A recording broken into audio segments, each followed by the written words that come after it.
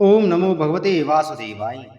प्रिय भक्तगणों, आज मैं आपको पापांकुशा एकादशी व्रत की कथा और महत्व सुना रहा हूँ।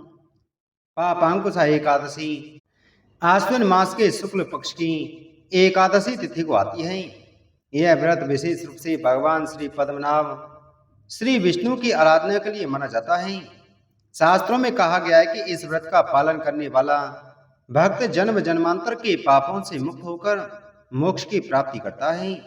इस दिन भगवान विष्णु की उपासना करने और एकादशी व्रत का पालन करने से मनुष्य को अक्षय पुण्य की प्राप्ति होती है तथा उसके पाप नष्ट हो जाते हैं। इस व्रत के प्रभाव से मनुष्य को नरक गमन से मुक्ति मिलती है। व्रती के पूर्वजों को भी स्वर्गलोक की प्राप्ति होती है। व्रत करने वाला भक्त विष्णु लोक में स्थान प्राप्त करता है। इस व्रत से सभी पाप, रोग और दोष नष्ट होकर धर्म, अर्थ, काम और मोक्ष चारों पुरुषार्थ सहज रूप से मिलते हैं। पद्म पुराण में कहा गया है कि जो भक्त श्रद्धा से यह व्रत करता है उसे हजारों अश्वमेध और सैकड़ों राजसूय यज्ञ के समान फल मिलता है। जीवन में वह दुख, गरीबी और अशांति समाप्त होती है तथा सुख समृद्धि आती है। पापांकुशा एकादशी का व्रत करने वाला भक्त न केवल अपने लिए पुण्य अर्जित करता है बल्कि उसके कुल के कई पीढ़ी पूर्वजों को भी मुक्ति मिलती है। धर्मराज युधिष्ठिर ने कहा, हे यदुनाथ, आपने बहुत सारी एकादशियों का वर्णन किया। अब आप आश्विन माह के शुक्ल पक्ष की एकादशी का नाम, उसका महत्व और विधि भी बतलाइए। इस एकादशी उपवास को करने से कौन कौन से फल मिलते हैं, यह सब कृपा पूर्वक कहिए। देवकी नंदन बोले, हे राजन, इस आश्विन माह की शुक्ल पक्ष की एकादशी को पापांकुशा एकादशी कहते हैं। इसके उपवास से समस्त पाप जलकर राख हो जाते हैं और अनंत पुण्य की प्राप्ति होती है। इस एकादशी उपवास का मनोवांछित फल प्राप्त करने के लिए श्री विष्णु जी को पूजना चाहिए। यह उपवास देवलोक की प्राप्ति में सहायक होता है। जो फल एकादशी के कठिन उपवास से प्राप्त होता है वह केवल क्षीर सागर में शेषनाग सैया पर विश्राम करते हुए विष्णु भगवान को मात्र नमन करने से ही मिल जाता है। इससे प्राणी को यम दुख भी नहीं मिलते हैं। जो शिव भक्त विष्णु भगवान की अथवा विष्णु भक्त शिव जी की बुराई करते हैं वे सब नरकगामी होते हैं।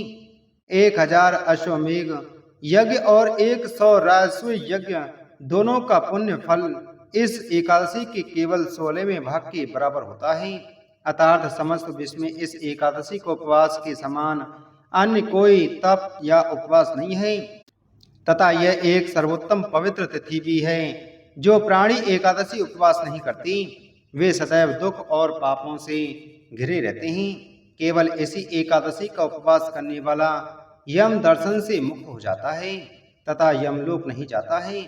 इस एकादशी उपवास के पुण्य प्रभाव से स्वस्थ शरीर, सुंदर और पवित्र पतिव्रता स्त्री और अपार धन संपदा मिलती है।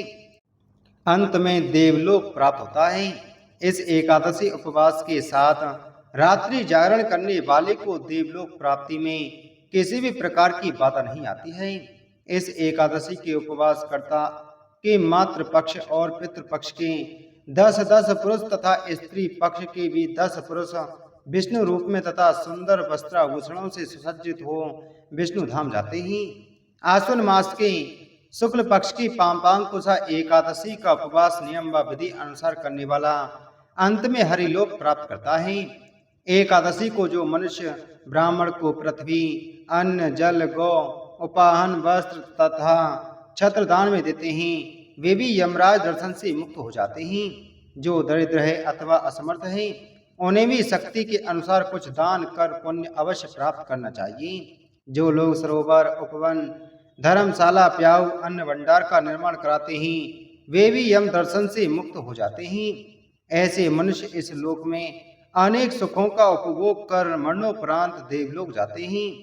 श्री कृष्ण भगवान बोले, ही नरेश, इन सब का सारांश यह है कि धर्माचारी मनुष्यों को अनेक सुख मिलते हैं और जो अधर्माचारी मनुष्य होते हैं वे अनेक प्रकार के दुख को भोगकर मरणोपरांत को योनि पाते हैं।